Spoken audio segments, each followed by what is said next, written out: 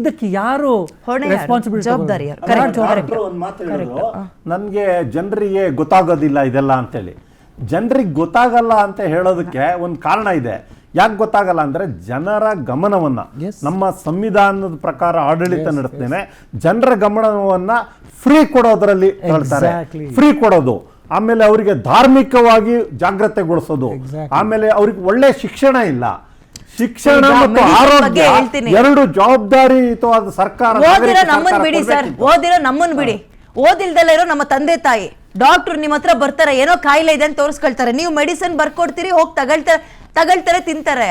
ಅಲ್ಲ, ನಿಮ್ಗಳಿಗೆ ಗೊತ್ತಾಗ್ತಾ ಇಲ್ಲ ಮೆಡಿಸಿನ್ ಒರಿಜಿನಲ್ ಡ್ಯೂಪ್ಲಿಕೇಟ್ ಅಂತ ಡಾಕ್ಟರ್ಗಳಿಗೆ. ಇನ್ನು ಓದಿಲ್ದಲ್ಲ ಇರೋ ನನ್ನ ತಂದೆ ತಾಯಿ ನಿಮ್ಮನ್ನ ನಂಬ್ತಾರೆ ಸರ್, ನಿಮ್ಮನ್ನ ನಂಬ್ತಾರೆ. ಸೊ ಆಸ್ಪತ್ರೆಯವರು ಇದ್ರ ಬಗ್ಗೆ ಕೇರ್ ಮಾಡ್ಬೇಕು, ಆರೋಗ್ಯ ಇಲಾಖೆ ಇದ್ರ ಬಗ್ಗೆ ಕೇರ್ ಮಾಡ್ಬೇಕು.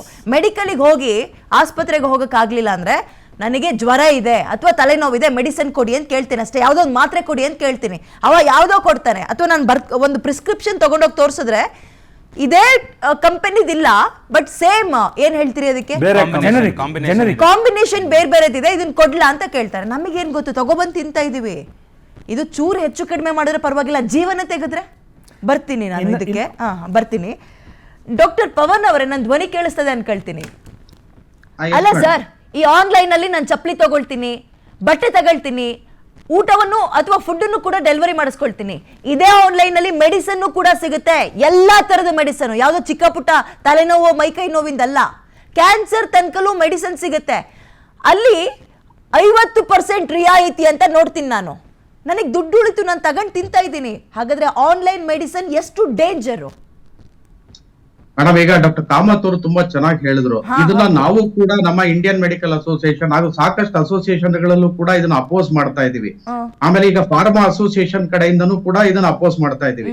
ನೋಡಿ, ಇಲ್ಲಿ ಏನಾಗುತ್ತೆ, ಈ ಎಸ್ಪೆಷಲಿ ಕೆಲವೊಂದು ಶೆಡ್ಯೂಲ್ ಎಚ್ ಡ್ರಗ್ಸ್ ಎಲ್ಲ ಇರ್ತವೆ, ಇವನ್ನೆಲ್ಲ ನಾವು ಡೈರೆಕ್ಟ್ ಆಗಿ ಹಾಗೆ ಕೊಡೋಂಗಿಲ್ಲ, ಅಂದ್ರೆ ವಿತೌಟ್ ಪ್ರಿಸ್ಕ್ರಿಪ್ಷನ್ಸ್ ಕೊಡೋಂಗಿಲ್ಲ. ಈಗ ನೀವು ಅಮೆರಿಕ, ಯುರೋಪ್ ಅಲ್ಲೆಲ್ಲ ಏನಾದ್ರೆ ಇದಕ್ಕೆ ಒಂದು ಪ್ರಾಪರ್ ಮೆಕ್ಯಾನಿಸಮ್ ಇದೆ. ಈಗ ಯಾರೇ ಒಂದು ಪ್ರಿಸ್ಕ್ರಿಪ್ಷನ್ ಕೊಟ್ಟರು ಕೂಡ ಆ ಪ್ರಿಸ್ಕ್ರಿಪ್ಷನ್ ಗೆ ನೀವೆಲ್ಲ ಕರೆಕ್ಟ್ ಆಗಿ ಬಾರ್ ಕೋಡ್ ಇರುತ್ತೆ, ಸ್ಕ್ಯಾನ್ ಮಾಡ್ತಾರೆ, ಯಾವ ಡಾಕ್ಟರ್ ಕೊಟ್ಟಿರ್ತಾರೆ ಅವ್ರದ್ದು ಡೀಟೇಲ್ಸ್ ಎಲ್ಲ ಇರುತ್ತೆ. ಆಮೇಲೆ ಅದನ್ನ ತೆಗೆದುಕೊಂಡು ಎಷ್ಟು ಕೊಟ್ಟಿರ್ತಾರೆ, ಏನ್ ಕೊಟ್ಟಿರ್ತಾರೆ ನೋಡ್ಕೊಂಡೇ ಮೆಡಿಸಿನ್ಸ್ ಎಲ್ಲ ಡಿಸ್ಪೆನ್ಸ್ ಮಾಡ್ತಾರೆ, ಇವೊಂದು ಆನ್ಲೈನ್ ಮಾಡಿದ್ರು ಕೂಡ. ಬಟ್ ನಮ್ಮ ದೇಶದಲ್ಲಿ, ನಮ್ಮ ದೇಶ ಒಂದೇ ಅಂತಲ್ಲ, ನೀವು ನೋಡಿ ಎಲ್ಲಾದ್ರೂ ಅಂಡರ್ ಡೆವಲಪ್ಡ್ ಅಥವಾ ಡೆವಲಪಿಂಗ್ ಕಂಟ್ರೀಸ್ ಎಲ್ಲಿದಾವೆ, ಬಡ ದೇಶಗಳಲ್ಲಿ ಇಷ್ಟೊಂದು ಸಿಸ್ಟಮ್ ಅನ್ನ ನಾವು ಅಲ್ಲಿ ಹಾಕೋದಕ್ಕಾಗಲ್ಲ. ಸೊ ಹಾಗಾಗಿ ಇಲ್ಲಿ ಒಂದು ಪ್ಯಾರಲಲ್ ಒಂದು ಸಿಸ್ಟಮ್ ಉಟ್ಕೊಳ್ಳುತ್ತೆ. ಈ ಮೆಡಿಸಿನ್ ಡಿಸ್ಪೆನ್ಸ್ ಮಾಡೋದಕ್ಕಿರ್ಬೋದು ಅಥವಾ ಈ ಆನ್ಲೈನ್ ವೆಬ್ಸೈಟ್ ಗಳಿರ್ಬೋದು, ತುಂಬಾ ಯಾವ್ದನ್ನು ಕೂಡ ನಾವು ಇಲ್ಲಿ ಆರ್ಗನೈಸ್ಡ್ ಆಗಿ ಯಾವ್ದು ನಡೆಸೋದಕ್ಕಾಗಲ್ಲ. ಸೊ ಹಾಗಾಗಿ ಇಲ್ಲಿ ನೀವು ನೋಡಿ ಅಡ್ವರ್ಟೈಸ್ಮೆಂಟೇ ನೋಡ್ಬೋದು, ನಮ್ಗೆ 10 ರೂಪಾಯಿಗೆ ಸಿಗೋದು 1 ರೂಪಾಯಿ ಸಿಗೋವಾಗ ನಾವ್ ಯಾಕೆ ಇದನ್ನ ತಗೋಬಾರದು? ಅಲ್ಲಿ ಎಲ್ಲೂ ಕೂಡ ಕ್ವಾಲಿಟಿ ಬಗ್ಗೆ ಯಾರು ಮಾತಾಡಲ್ಲ, ನಿಮ್ಗೆ ಬರೀ ಕಾಸ್ಟ್ ಬಗ್ಗೆ ಮಾತಾಡ್ತಾರೆ. ಮೇಡಮ್, ಒಂದು ಬಟ್ಟೆಯನ್ನ ತೆಗೆದುಕೊಳ್ಳಕ್ ಹೋದಾಗ ನಾವು ಯಾವಾಗ್ಲೂ ಕ್ವಾಲಿಟಿ ನೋಡ್ತೀವಿ. 10 ಅಂಗಡಿನಲ್ಲಿ ನೋಡ್ಬಿಟ್ಟು ಒಂದು ಶರ್ಟ್ ಅನ್ನ ಅಥವಾ ಒಂದು ಸಾರಿನ ನಾವು ಸೆಲೆಕ್ಟ್ ಮಾಡ್ತೀವಿ. ಅದೇ ಒಂದು ಮೆಡಿಸಿನ್ ನೋಡುವಾಗ ನಮ್ಮ ದೇಹದ ಒಳಗೆ ತಗೋತೀವಿ, ಅದು ನಮ್ಮ ಆರೋಗ್ಯಕ್ಕೆ, ನಮ್ಮ ಒಂದು ದೇಹಕ್ಕೆ ಒಂದು ಉತ್ತಮವಾದ ಒಂದು ಜೀವ ರಕ್ಷಣೆಯನ್ನ ಕೊಡೋ ಒಂದು ಇದರಲ್ಲಿ ಕೂಡ ನಾವು ಅದನ್ನ ನೆಗ್ಲೆಕ್ಟ್ ಮಾಡ್ತೀವಿ. ಅಲ್ಲಿ ಕ್ವಾಲಿಟಿನ ನೋಡಲ್ಲ, ಬರೀ ಕಾಸ್ಟ್ ಮಾತ್ರ ನೋಡ್ತೀವಿ. ಈಗಾಗ್ಲೇ ನೋಡಿ, ಸಾಕಷ್ಟು ಜನರಿಕ್ ಅಂತೆಲ್ಲ ಹೋಗಿ ಆ ಕ್ವಾಲಿಟಿ ಬ್ರ್ಯಾಂಡ್ ಗಳಲ್ಲಿವೆ, ಆ ಬ್ರ್ಯಾಂಡ್ ಗಳೆಲ್ಲ ಬಿದ್ದೋಗಿವೆ. ಈಗ ಆನ್ಲೈನ್ ಅಲ್ಲಿ ನೀವು ಹೇಳಿದಾಗ 50%, 80% ವರ್ಗೂ ಕೂಡ ಕೆಲವೊಂದಕ್ಕೆ ಡಿಸ್ಕೌಂಟ್ ಕೊಡ್ತಾರೆ.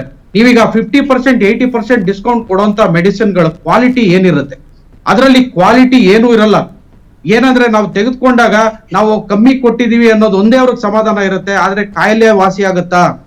ಅದು ಇಲ್ಲ. ಇನ್ನೊಂದು ಕೆಲವೊಂದು ರೆಸಿಸ್ಟೆನ್ಸ್ ಗಳು ಡೆವಲಪ್ ಆಗುತ್ತೆ, ಇದು ತುಂಬಾ ಇಂಪಾರ್ಟೆಂಟ್. ನಾವ್ ಈಗಾಗ್ಲೇ ಸಾಕಷ್ಟು ಆಂಟಿಬಯೋಟಿಕ್ಸ್ ಗಳು, ಈಗ ಎಸ್ಪೆಷಲಿ ನಾವು ಈ ಕ್ಯಾನ್ಸರ್ ಇರ್ಬೋದು ಅಥವಾ ನಮ್ಗೆ ಸೆಪ್ಸಿಸ್ ಇರ್ಬೋದು ಅಥವಾ ಸಾಕಷ್ಟು ಟ್ರೀಟ್ಮೆಂಟ್ ಗಳಿಗೆ ಆಂಟಿಬಯೋಟಿಕ್ಸ್ ಗಳೇ ಇಲ್ಲ, ಅದ್ರಲ್ಲಿ ಇರೋದೇ ಕೆಲವೊಂದು. ಅದನ್ನ ಈಗ ನಾವು ಈ ರೆಸಿಸ್ಟೆನ್ಸ್ ಡೆವಲಪ್ ಆದ್ರೆ ಮುಂದಿನ ಪೀಳಿಗೆಗೆ ಯಾವುದೇ ತರನಾದ ಮೆಡಿಸಿನ್ಸ್ ಗಳು ಕೂಡ ಇರೋದಿಲ್ಲ. ಅದರ ಜೊತೆಗೆ ನಾವು ಇನ್ನೊಂದು ನೋಡ್ಬೇಕು, ಈ ಫೇಕ್ ಮೆಡಿಸಿನ್ಸ್ ಗೆ ಯಾವುದೇ ಅಪ್ರೂವಲ್ಸ್ ಇರೋದಿಲ್ಲ. ಈ ನಾವು ಸ್ಟ್ರಿಕ್ಟ್ ಆಗಿ ಈಗ ಏನೇನ್ ಕ್ವಾಲಿಟಿ ಮೇಂಟೈನ್ ಮಾಡಬೇಕು ಅದಕ್ಕೆ ಈ ಪ್ರಾಪರ್ ಪ್ರೋಸೆಸ್ ಆಗಿರೋದಿಲ್ಲ. ಹಾಗಾಗಿ ಅದರಲ್ಲಿ ಸೈಡ್ ಎಫೆಕ್ಟ್ಸ್ ಕೂಡ ತುಂಬಾ ಜಾಸ್ತಿ ಇರ್ತವೆ.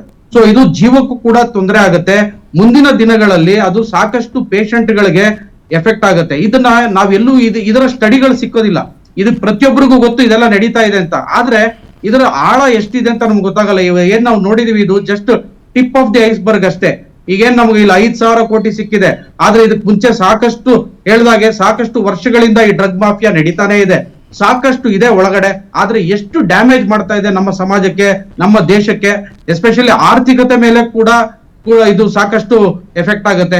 ಇದರ ಒಂದು ಸ್ಟಡಿ ಕೂಡ ನಡಿಬೇಕಾಗಿದೆ. ಎಷ್ಟೋ ಕಡೆ ಇಲ್ಲಿ ರೂಲ್ಸ್ ಅಂಡ್ ರೆಗ್ಯುಲೇಷನ್ಸ್ ಇದೆ, ಆದ್ರೆ ಈ ರೂಲ್ಸ್ ಅಂಡ್ ರೆಗ್ಯುಲೇಷನ್ಸ್ ನ ಕರೆಕ್ಟ್ ಆಗಿ ಇಂಪ್ಲಿಮೆಂಟ್ ಮಾಡ್ತಾ ಇಲ್ಲ. ಎಲ್ಲಾ ಕಡೆ ಇಂಪ್ಲಿಮೆಂಟ್ ಮಾಡಕ್ಕೂ ಆಗ್ತಾ ಇಲ್ಲ. ಎಷ್ಟೋ ಕಡೆ ಅದು ಹ್ಯಾಂಡ್ ಇನ್ ಗ್ಲೋವ್ ಇರುತ್ತೆ. ಅಂದ್ರೆ ಎಷ್ಟೋ ಕಡೆ ಸರ್ಕಾರಗಳು ಅದ್ರ ಜೊತೆಗೆ ಸೇರ್ಕೊಂಡಿರ್ತವೆ, ಅಥವಾ ಅದರಲ್ಲಿ ಅಧಿಕಾರಿಗಳು ಅದ್ರ ಜೊತೆ ಸೇರ್ಕೊಂಡಿರ್ತಾರೆ. ಅದನ್ನ ಹೊರಗಡೆ ತರೋದಕ್ಕಾಗ್ತಾ ಇಲ್ಲ. ಸೊ ಇದಕ್ಕೆ ಒಂದು ಇನ್ನೂ ಸ್ಟ್ರಿಕ್ಟ್ ಆಗಿ ರೂಲ್ಸ್ ಅಂಡ್ ರೆಗ್ಯುಲೇಷನ್ಸ್ ಅನ್ನ ಮಾಡಿ ಇದನ್ನ ಇಂಪ್ಲಿಮೆಂಟ್ ಮಾಡುವಂತ ಒಂದು ಎದೆಗಾರಿಕೆ ಇರ್ತಕ್ಕಂಥವ್ರು ಬೇಕು. ಇಲ್ಲಾಂದ್ರೆ ನಮ್ಮ ಜನಕ್ಕೆ ಸಾಕಷ್ಟು ಕೂಡ ಎಫೆಕ್ಟ್ ಆಗುತ್ತೆ. ಸಾಕಷ್ಟು ವೈದ್ಯರಿಗೂ ತೊಂದರೆನೇ ಇದರಿಂದ. ಯಾಕಂದ್ರೆ ನಮಗೂ ಕೂಡ ಗೊತ್ತಾಗೋದಿಲ್ಲ ಯಾವ್ದು ಒರಿಜಿನಲ್ ಇರುತ್ತೆ, ಫೇಕ್ ಇರುತ್ತೆ. ಪಾಪ ನಾವು ಎಷ್ಟು ನಂಬಿಕೆ ಇಟ್ಟು ಪೇಷಂಟ್ಸ್ ನಮ್ಮ ಹತ್ರ ಬಂದಿರ್ತಾರೆ, ಅವ್ರಿಗೆ ನಾವು ಟ್ರೀಟ್ಮೆಂಟ್ ಅನ್ನ ಕೊಟ್ಟಾಗ ಅದು ಸರಿ ಹೋಗ್ಲಿಲ್ಲ ಅಂದಾಗ ಇಲ್ಲಿ ಪೇಷಂಟ್ ಗೆ ಎಷ್ಟು ಸಂಕಟ ಆಗುತ್ತೋ ವೈದ್ಯರಿಗೂ ಕೂಡ ಅಷ್ಟೇ ಸಂಕಟ ಆಗುತ್ತೆ. ಯಾಕಂದ್ರೆ ನಾವು ಕೊಟ್ಟಿರ್ತಕ್ಕಂಥ ಮೆಡಿಸಿನ್ಸ್ ಇಂದ ಅದು ಉತ್ತಮ ಆಗ್ಲಿಲ್ಲ ಅಂದಾಗ ನಮಗೂ ಕೂಡ ಅಷ್ಟೇ ಸಂಕಟ ಆಗುತ್ತೆ. ಹಾಗಾಗಿ ಪ್ರಶ್ನೆ ಹಾಕ್ಬಿಡ್ತೀನಿ, ಕೆಲವೊಂದ್ಸಲ ನೀವು ಈ ಮೆಡಿಸಿನ್ ಕೊಟ್ರೆ ಸರಿ ಆಗತ್ತೆ, ಕ್ಯೂರ್ ಆಗ್ತಾರೆ ಅನ್ಕೊಂಡಿರ್ತೀರಿ, ಬಟ್ ಅದು ನೀವು ಅಂದ್ಕೊಂಡ ಮಟ್ಟಕ್ಕೆ ರಿಸಲ್ಟ್ ಕೊಟ್ಟಿರಲ್ಲ. ಅದಕ್ಕೆ ಫೇಕ್ ಈ ರೀತಿಯ ಮೆಡಿಸಿನ್ ಗಳೇ ಕಾರಣ ಅಂತ ನಾವ್ ಯಾಕೆ ಅನ್ಕೋಬಾರ್ದು ಇವಾಗ?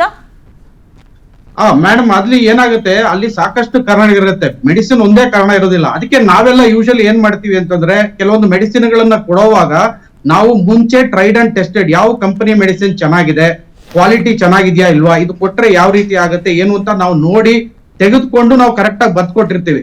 ಆದ್ರೆ ಇಲ್ಲಿ ಎಷ್ಟೋ ಕಡೆ ಪ್ರಾಬ್ಲಮ್ ಏನಾಗುತ್ತೆ ಅಂತಂದ್ರೆ, ಈಗ ಸಾಕಷ್ಟು ಎಲ್ಲ ತಜ್ಞರು ಈಗ ಡಿಸ್ಕಸ್ ಮಾಡಿದಾಗೆ, ಈಗ ಪೇಷಂಟ್ ಏನಾಗುತ್ತೆ, ಇನ್ನೊಂದ್ ಕಡೆ ಹೋಗ್ತಾರೆ, ನೀವ್ ಯಾಕೆ ಇದನ್ನ ತಗೋತೀರಾ, ಇದ್ರದ್ದು ಇನ್ನೂ 50% ಡಿಸ್ಕೌಂಟ್ ಗೆ ನಾವು ಬೇರೆದನ್ನ ಕೊಡ್ತೀವಿ, ಇದನ್ನ ತೆಗೆದುಕೊಳ್ಳಿ, ಇಷ್ಟೇ ಎಫೆಕ್ಟ್ ಇರುತ್ತೆ ಅಂತ ಹೇಳಿ ಅದನ್ನ ಸೇಲ್ ಮಾಡ್ತಾರೆ. ಅಂಡ್ ನಮ್ಮ ಜನ ಯೂಶಲಿ ಡಿಸ್ಕೌಂಟ್ ಗಳಿಗೆ ಮಾರು ಹೋಗ್ತಾರೆ. ನಾನು ಪ್ರತಿಯೊಂದು ಪೇಷಂಟ್ಗೂ ಕೂಡ ಹೇಳ್ತೀನಿ, ದಯವಿಟ್ಟು ಯಾವುದು ಕೂಡ ಸಬ್ಸ್ಟಿಟ್ಯೂಟ್ ಮಾಡಬೇಡಿ. ನಾವೇನು ಬರ್ದ್ ಕೊಡ್ತೀವಿ ಅಂತ ಸ್ಟ್ಯಾಂಡರ್ಡ್ ಮೆಡಿಸಿನ್ ಇದಿರುತ್ತೆ, ಅದನ್ನೇ ತೆಗೆದುಕೊಳ್ಳಿ. ಅದರಲ್ಲೂ ಕೂಡ ಈಗ ಎಷ್ಟೋ ಸ್ಟ್ಯಾಂಡರ್ಡ್ ಮೆಡಿಸಿನ್ಸ್ ಕಮ್ಮಿ ಬೆಲೆಗೂ ಕೂಡ ಸಿಗುತ್ತೆ. ಈಗ ನಾವು ಎಲ್ಲಾ ವೈದ್ಯರು ಕೂಡ ನಾವು ನೋಡಿನೇ ಬರಿತೀವಿ, ಯಾಕಂದ್ರೆ ಇದರಲ್ಲಿ ಕ್ವಾಲಿಟಿ ಚೆನ್ನಾಗಿದ್ದು ಕಾಸ್ಟ್ ಕಮ್ಮಿ ಇದ್ರೆ ನಾವು ಯೂಶಲಿ ಅಂತ ಮೆಡಿಸಿನ್ ಗಳನ್ನೇ ಬರಿತೀವಿ. ಯಾಕಂದ್ರೆ ಪೇಷಂಟ್ಗೂ ಕೂಡ ಅದು ಹೊರೆ ಆಗ್ಬಾರ್ದು ಅಂತ.